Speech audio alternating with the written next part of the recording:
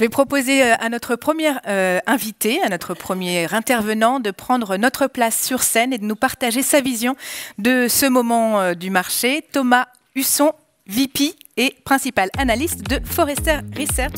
Sous vos applaudissements.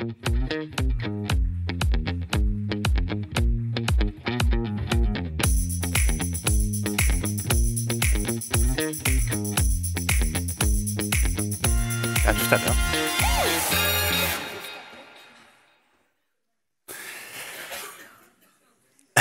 Bonjour à tous, merci beaucoup à Charlotte, à CB News et puis à IPG Media Brands de m'inviter pour faire l'introduction de cette matinée. Donc, je vais prendre une quinzaine de minutes chrono pour balayer avec vous, vous donner un peu une vue d'hélicoptère des sujets et de la vision que Forrester en a.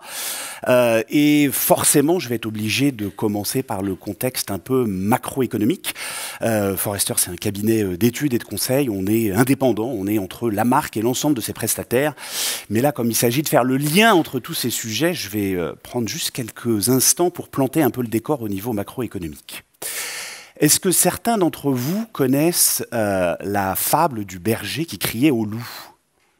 Oui, fable d'Ésope, qui, pour ceux qui ne la connaissent peut-être pas, c'est voilà, un jeune berger qui s'amuse à prévenir le village que, attention, le loup arrive et qui va manger les brebis. Personne, à force de ces répétitions de ces blagues, ne l'écoute, jusqu'au jour où, effectivement, le loup arrive et mange quelques brebis.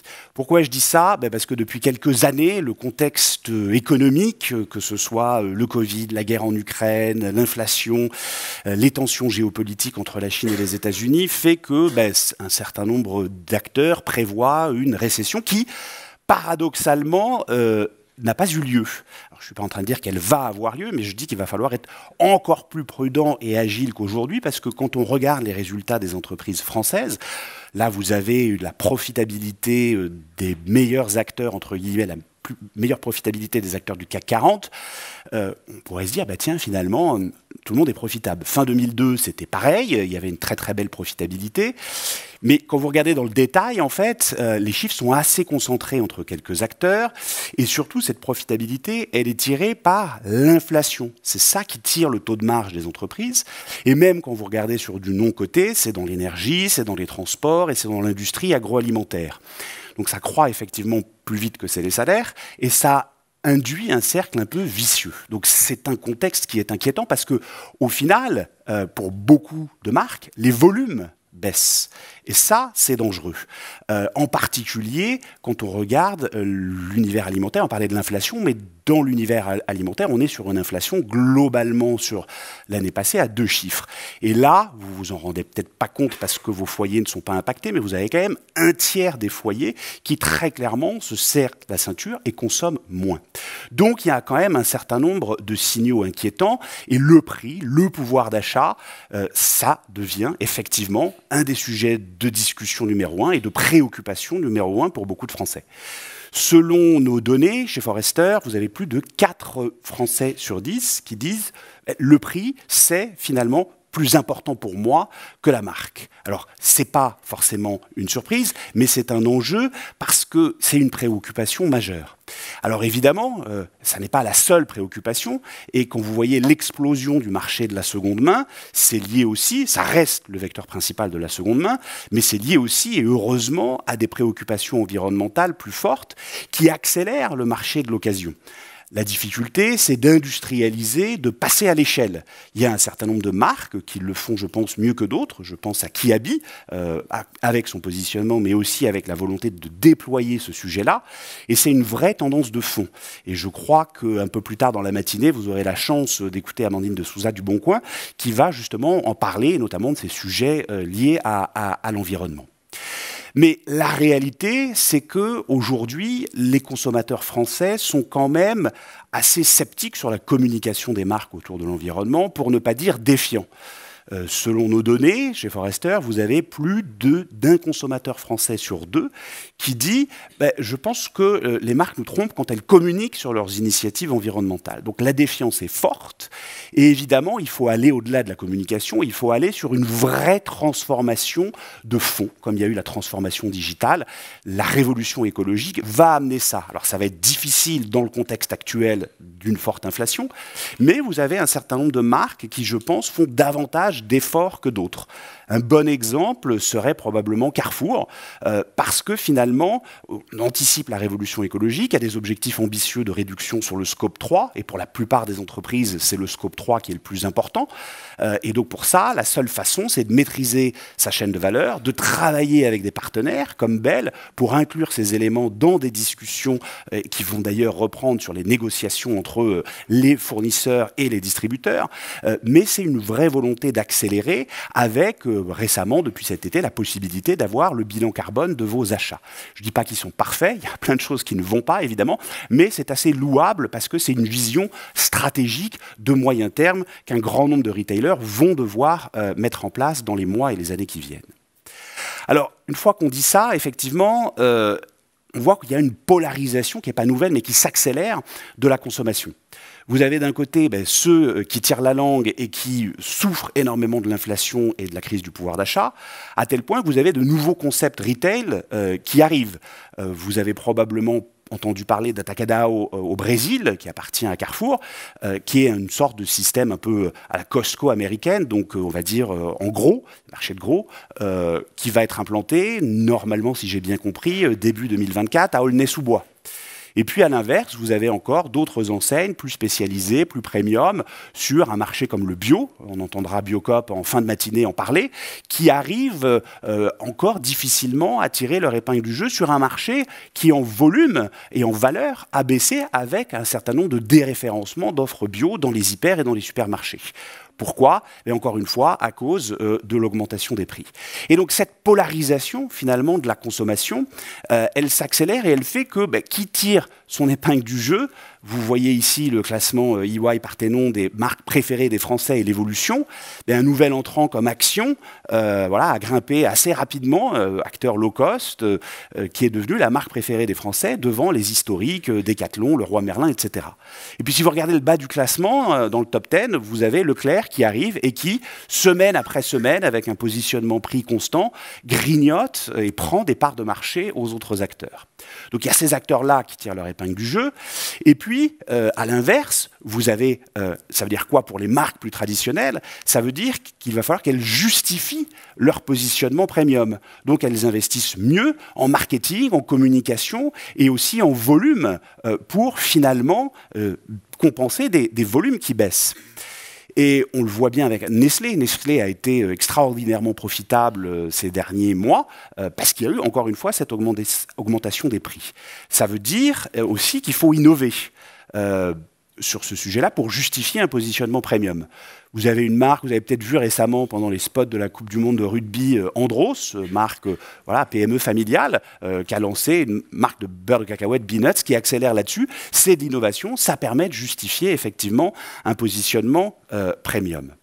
Donc du coup, il va falloir attirer effectivement l'attention des consommateurs dans ce contexte inflationniste. Et ce n'est pas nouveau, l'économie de l'attention, on en parle peut-être un peu plus aujourd'hui, mais c'est en 1971 qu'Herbert Simon, prix Nobel de l'économie, a théorisé ce concept de la rareté de l'attention dans un monde où l'information est de plus en plus abondante. Ça a été repris derrière par Davenport, ce fameux livre The Attention Economy, et plus récemment, le regretté Daniel Cohen sur Homo Numericus, qui a remis ça un peu en perspective, finalement, des enjeux du numérique. Mais si on prend un tout petit peu de recul, moi, il y a une phrase qui m'avait marqué au début des années 2000, en 2004, qui résume assez bien, finalement, de manière assez cynique, ce qu'est l'économie de l'attention, c'est celle de Patrick Lelay.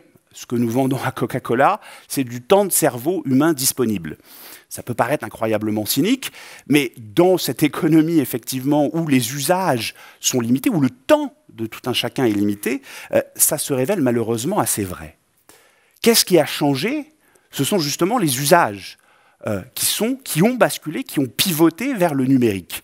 Alors, je ne vais pas passer en revue tous les chiffres que vous voyez s'afficher ici, et en plus dans le fond de la salle vous ne les voyez probablement pas, mais en gros, malgré ça, vous avez quand même, selon Médiamétrie, une moyenne de Français qui passent plus de 3 heures, 3h24 si je ne dis pas de bêtises, en moyenne devant la télévision. Vous avez eu, oui, l'explosion du streaming vidéo, du streaming audio, des plateformes sur les jeux, et vous avez pour les plus jeunes une explosion du numérique. 93% des 4 heures en moyenne, passés par nos chers 15-24 ans, se font sur Internet avec une porte d'entrée sur les médias sociaux et sur les interfaces conversationnelles. Et qui contrôle majoritairement ces plateformes aujourd'hui? À l'exception de nos amis chinois de TikTok et de Deezer, qui est un acteur français, majoritairement des plateformes américaines qui maîtrisent depuis bien longtemps les algorithmes numériques. Donc la difficulté pour les marques, c'est de s'insérer justement dans ces algorithmes et d'exister dans un univers où la défiance des Français, elle existe aussi sur les supports publicitaires en général. Et du coup, qu'est-ce qui se passe? On voit que les acteurs ont accéléré sur le digital. Ça, ce sont des données des prévisions de marché aux US, où la part du digital a augmenté et est devenue majoritaire aux États-Unis pour 2/3. En France, on suit le même rythme. Quand vous regardez les évolutions de l'Observatoire de l'IPUB et du SRI, une décélération évidemment après la forte croissance qu'il y a eu, mais ça reste quand même très fort. Et ce qui tire la croissance, c'est le search et le retail média. Pourquoi? Parce qu'on est au plus proche de l'achat du consommateur et que, effectivement, les réseaux sociaux, X, je m'y fais pas, performent évidemment beaucoup moins bien sur ces sujets-là. Donc c'est ça, effectivement, qui tire la croissance, parce qu'il faut aller chercher du ROI.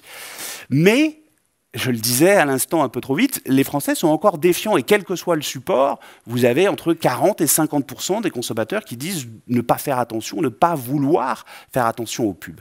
Donc tout l'enjeu, ça va être effectivement, dans cet univers de surabondance de pubs et d'informations, de réduire la charge mentale du consommateur. Et ça va passer par quoi? Ça va passer par la créativité et des publicité beaucoup plus ciblée et créative. Thomas Jamais, vous l'avez entendu tout à l'heure, en parlera mieux que moi. Mais je pense aussi que la réponse à ce déficit d'attention, c'est l'expérience client. Et l'expérience client, ça veut dire quoi? C'est réduire effectivement cette charge mentale du consommateur. Pourquoi? Parce que quand vous prenez un tout petit peu de recul, quand vous allez sur un site web ou sur une appli mobile, en fait, vous êtes sur des parcours qui ont été pensés pour vous, mais qui ne répondent pas réellement à votre question dans l'instant, dans le contexte d'interaction que vous avez avec la marque. Il y a un certain nombre de développeurs qui ont codé avec des 0 et des 1 et qui vous dit si tu cherches telle information, tu vas ici et débrouille-toi pour la trouver. Et on voit bien aujourd'hui qu'avec la multiplication des plateformes et les bénéfices de l'intelligence artificielle, on va pouvoir finalement, en langage naturel, aller déconstruire toutes ces expériences, progressivement évidemment, toutes ces sites web et ces applications, pour les recréer, les réorchestrer, les réassembler en fonction des parcours clients qui sont quand même assez peu linéaires, avec différents acteurs, différentes plateformes, différents canaux et différentes interfaces.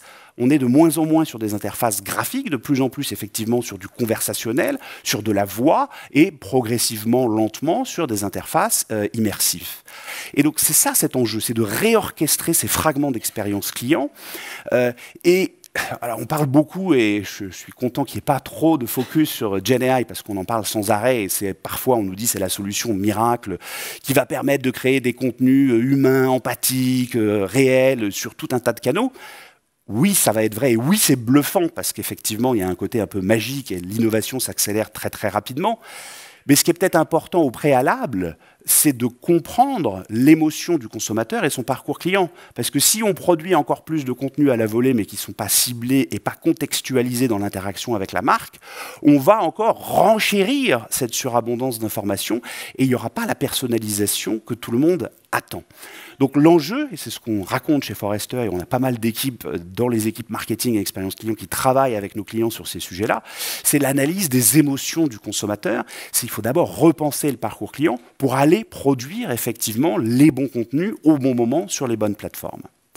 Donc juste pour conclure, pour ne pas dépasser le temps qui m'est imparti, je voudrais juste souligner les points dont j'imagine vous allez parler, dont les intervenants, que ce soit sur des études, des conversations, des interviews ou des keynotes, vont parler, mais les quelques défis, les quelques priorités, les difficultés qui se posent aujourd'hui aux directions marketing, c'est d'abord effectivement la problématique héroïste, parce que malheureusement, quand ça va mal, on a tendance à couper dans les budgets marketing, ce qui est évidemment une erreur, mais il faut justifier ça, d'où les investissements dans les canaux un peu plus efficients et profitables. Il faut développer cette expérience omnicanale dont on parle depuis longtemps, et on voit bien que la difficulté aujourd'hui, c'est d'arriver à maîtriser la data dans un univers cookieless et de pouvoir passer l'intelligence artificielle à l'échelle. Oui, tout le monde le teste. Oui, il y a plein de choses qui vont arriver. Mais sans data, sans gouvernance et sans maîtrise de ces nouveaux codes, ça va être difficile. Donc voilà, je pense que les intervenants de la matinée vont évidemment zoomer et rentrer dans ces sujets bien plus en détail que je n'ai pu le faire pendant ces 15 minutes. Mais je vous remercie pour votre attention et je vous souhaite une très bonne matinée. Charlotte, je te repasse. Merci Thomas.